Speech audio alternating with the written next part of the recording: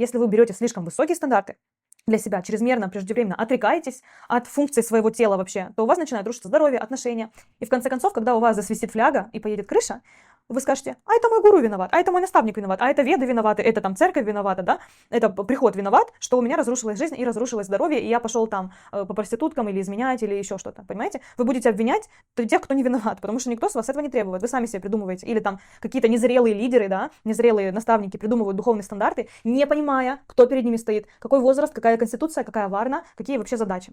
Поэтому об этом сказано на самом деле в Бхагавад-гите, опять же, я вам зачитаю.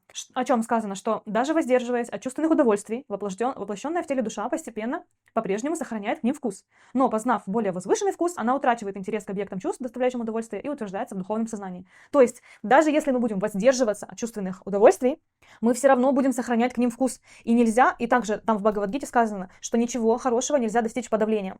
То есть путь только в эволюции сексуальной энергии, но никак не в подавлении. А эволюция, она происходит не за год, и не за 2, и не за 3. И то, что мы там молимся, сидим по 2 часа в день, никак не коррелирует с тем, что у нас будет меньше сексуального желания. Мы можем как бы и молиться, и перед нами картинки будут ходить, и знаем мы много историй про монахов саньяси отреченных, которые потом ездили в Таиланд, и там зажигались с проститутками, потом возвращались и обратно, строили из себя святых, потому что это энергия, которую невозможно подавить. Ты либо сломаешься, либо она тебя сломает.